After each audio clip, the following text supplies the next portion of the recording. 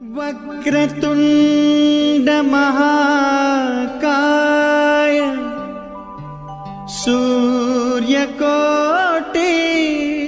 समप्रभ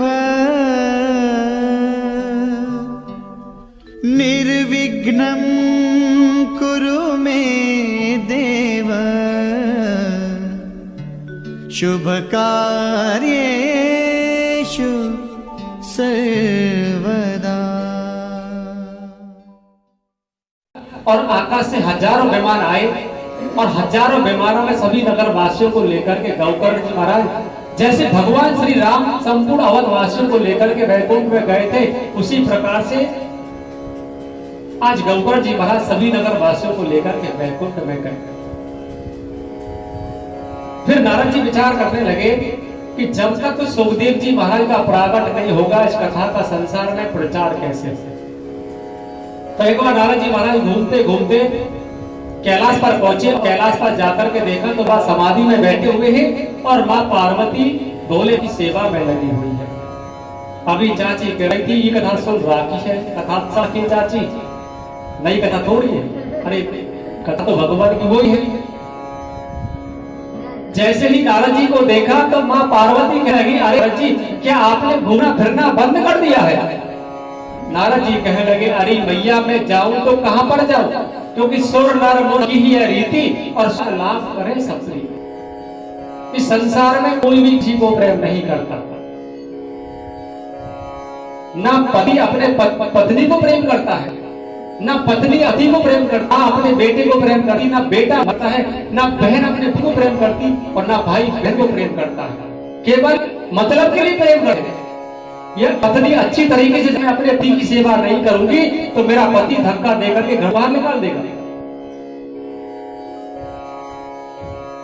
कई पति कहते हैं कि हमारी पत्नी हमें बड़ा प्रेम करती है, अवमान लेकर के डोलते हैं। तुम्हारी पत्नी कितना प्रेम करती है कि बेटा 1 महीने के लिए ड्यूटी जाना बंद कर दी, बार धक्का देके घर से बाहर करे, ड्यूटी पर जाओ, बोलना पड़ेगा राधे। बहन भी अपने भाई को प्रेम करती है तो स्वार्थ से प्रेम करती है कि विवाह के तक मैं अपने भाई को प्रेम नहीं करूंगी तो मेरा भैया फिर मुझे नहीं बुलाएगा। माँ अपने बेटे को प्रेम करती है, भली भांति जानती है मैं अपने बेटे को प्रेम नहीं करूंगी तो बुढ़ापे में मेरा बेटा मुझे मेरी सेवा नहीं करेगा। सब स्वार्थ के वशीभूत होकर के प्रेम है। तो नारद जी ने कहा कि भैया मैं जाऊं तो कहां पर जाऊं, कोई किसी को प्रेम नहीं करता। माँ पार्वती ने कहा नारद जी ये आपने कैसे कह दिया कि सुर नर मुनि सबकी यह रीति और स्वार्थ में सब प्रीति। अरे मेरे पति भोले बाबा मुझे बड़ा प्रेम करते हैं। कहा कि भैया जहां पर प्रेम होता है ना तो प्रेमी अपने कोई भी बात नहीं छुपाता, चाहे कोई अच्छी बात है कोई बात है। माँ पार्वती ने कहा कि मेरे पति भोले बाबा मुझसे कोई भी बात नहीं करते। जब बैठते हैं और समाधि में जिस स्वरूप के भगवान के दर्शन है और जगते ही सबसे पहले मुझे बताते हैं कि देखो पार्वती आज मैंने अपने प्रभु के इस रूप में दर्शन किए।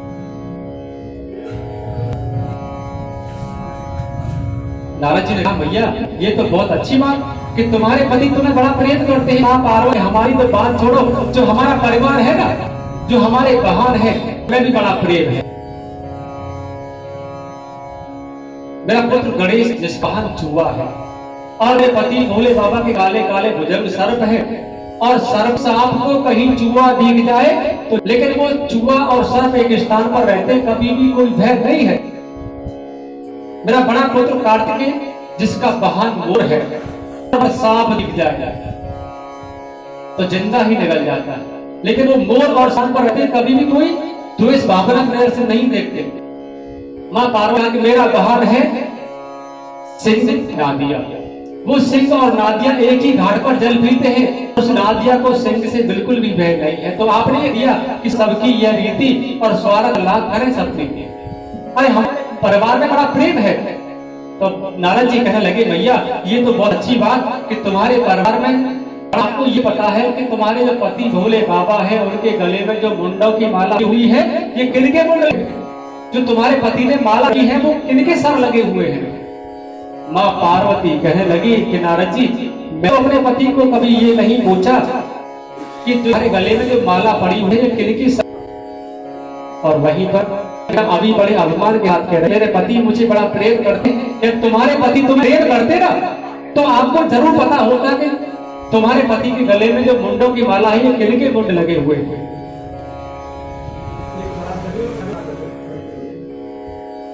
और उसके बाद नारद जी ने कहा कि भैया आपको पता होगा जो अस्थियों का पर्वत है ये किनकी अस्थियां हैं? मां पार्वती ने कहा कि नारद जी मुझे ये भी नहीं पता अस्थियां हैं किनकी अस्थियां हैं। नारद जी कहने लगे कम से कम आपको ये तो पता होगा कि तुम्हारे पति भोले बाबा भस्मी क्यों रमाते हैं। पार्वती ने कहा कि नारद जी मुझे ये भी नहीं पता कि मेरे पति भोले बाबा भस्मी क्यों रमाते हैं। वहीं पर नारद जी खड़े होकर के कहने लगे मैंने आपसे पहले कह दिया था कि सुर नर मुर सबकी रीति और स्वार्थ लाभ करे सब प्रीति। जब तुम्हारे पति भोले बाबा में प्रेम करते तो आपको जरूर पता होता कि तुम्हारे पति के गले में जो मुंडों की माला है कितने हुए हैं। सामने अश्वत्थ पर्वत है किनकी अस्थियां हैं और तुम्हारे पति भस्मी क्यों रमाते हैं। इसका मतलब ये हुआ कि तुम्हारे पति कपट से प्रेम करते हैं और जहां पर प्रेम नहीं होता वहां पर नारद जी एक क्षण भी निवास नहीं करते। मुझे यहाँ पर एक क्षण भी नहीं रुक और इतना के नारद जी वहां से चले गए। अब माँ पार्वती को पता चला तो माँ पार्वती थोड़ी नाराज हो गई, दूर के पास जाकर के बैठ गए। जब भोले बाबा समाधि से जागे और माँ पार्वती को देखा तो भोले बाबा ने कहा अरे देवी आप मेरा भांग का कटोरा लेकर के आओ और जब पत्नी घर में नाराज हो आप कोई भी वस्तु मांगो कभी भी हाथ में नहीं मिलेगी, दूर करके ही मिलेगी। ऐसी मां पार्वती ने भांग का दर ही फैले। भोले ने कहा अरे देवी आप नाराज क्यों हो? क्या यहाँ पर कि हाँ नारद जी आए थे, इसका मतलब ये नहीं कि नारद जहां भी जाए वह झगड़ा कराते हैं। आज नेत्र को खोलिया मैं समझती थी कि मेरे पति भोलेनाथ मुझे बड़ा प्रेम करते हैं। आप मुझे प्रेम करते ना, आप प्रेम नहीं करते आप तो कपटी हो। भोले बाबा मुस्कुराने लगे देवी ये आप कैसे कह सकती हो कि मैं आपको कपट से प्रेम करता। तो मां पार्वती नाथ आप मुझे प्रेम करते ना तो आपने कभी मुझे ये नहीं बताया कि जो तुम्हारे गले में मुंडों की माला पड़ी हुई है ये किनके मुंड लगे हुए हैं, सामने किनकी है और आप भस्मी क्यों रमाते हो। जैसे भोले बाबा की आंखों में आंसू आ गए और कहा कि देवी इन सबका केवल एक उत्तर है, मैं तुम्हें बड़ा प्रेम करता हूँ। पार्वती ने कहा कि तुम्हारे गले में मुंडों की माला पड़ी हुई है, सामने अस्थियों का पर्वत और तुम्हारी भस्मी से देवी किसी देह को त्याग देती। जब तुम मृत्यु को प्राप्त हो जाती और मुझे तुम्हारी याद सताने लगी तो मैंने तुम्हारे सर को लेकर रोना आरंभ कर दिया। इस माला में जो सर लगे हुए हैं वो तुम्हारे ही लगे हुए हैं, तो अस्थियों का पर्वत है वो तुम्हारी अस्थियां हैं। अभी देखता हूँ मेरा साथ छोड़ा तो मुझे भूत प्रेत मुझे संसार में लेकर के गए और चिता की गरम गरम भस्मी को मेरे शरीर से लपेटा। बड़ा अद्भुत श्रृंगार भोले बाबा का किया। चिता की गरम भस्मी को लेकर शरीर से लगाया, कानों में कुंडलों की जगह बिच्छा, बालों में मधुमक्खियां चिपका दी, काले काले भुजंग लेकर के बड़ा अद्भुत बाबा का किया। मां पार्वती बोले मैं इतनी बार मर गई कि मेरे सरों की एक माला बनकर के तैयार हुई, मेरी अस्थियों से भाग के हो गया और तुम एक बार भी नहीं मरे। आपने ऐसा कौन सा अमृत पी रखा है जो आप एक बार भी नहीं मरे हो। भोले बाबा ने कहा कि हाँ देवी मैंने एक ऐसी कथा का पान कर रखा है कि जो भी जीव अमर कथा को सुन लेता है वो अमर हो जाता है। अब मां पति कहने लगी आज समझती थी कि मेरे पति मुझे करते हो आप कपटी हो। अरे आप कपटी थोड़ी हो, आप तो महाकपटी हो। अरे तुम्हारे पास कोई ऐसी कथा थी तो आपने पूछी क्यों नहीं सुनाई। आज भोले बाबा पार्वती को लेकर के हिमालय की कंदरा में गए। कंदरा में जाकर के भोले बाबा ने 3 ताली बजाई और जैसी कथा पूर्ण हुई, कथा बड़े प्रेम के साथ चल रही है और जब सुखदेव जी महाराज तोते का बच्चा ने देखा कि मां पार्वती निद्रा आ गई है और मां पार्वती सो गई, हुंकार बंद हो गए, तो कहीं भोले बाबा कथा को बीच में ना रोक दें। तोते के बच्चे ने मां पार्वती की आवाज में हुंकार करना आरंभ कर दिया और जैसी कथा पूर्ण हुई तो भोले बाबा ने बड़ी जोर से जयकारा लगाया और जैसे जयकारा लगाया तो मां पार्वती की निद्रा खुली। मां पार्वती कहने लगे भोलेनाथ आपने कहा था कि जब भगवान राम जनकपुरी में पहुंचे, धनुष को तोड़ा और सीता मां अपने हाथों में वरमाला लेकर के आई, उससे आगे कथा में क्या हुआ। भोले बाबा ने कहा कि देवी कथा तो पूरी हो गई, माँ पार्वती ने कहा कि भोलेनाथ मैं सो गई। जैसे ही सुना तो वहीं पर भोलेनाथ कहने लगे, देवी जब आप सो रही थी तो बीच में हुंकार कौन कर रहा था? और जैसे ही गुफा में चारों तरफ देखा तो वहां तोते का बच्चा दिखाई पड़ा, और भोले बाबा ने तोते के बच्चे की तरफ देखा तो तोते का बच्चा भयभीत हो गया कि कहीं भोले बाबा मेरा वध ना कर दे। अपने हाथ में त्रिशूल लिया, तोते के बच्चे के पीछे पीछे भागने लगे। आगे आगे तोते का बच्चा आकाश के मार्ग से जा रहा, पीछे पीछे भोले बाबा भागे जा रहे हैं। माँ पार्वती भोले बाबा के पीछे हैं।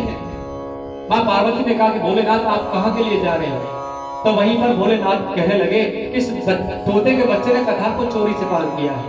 कभी भी कथा को व्यास मंच के पीछे बैठ के नहीं सुनना चाहिए, और न कभी व्यास मंच के बराबर बैठ के कथा को सुनना चाहिए, पाप लगता है। बोलना पड़ेगा राधे राधे।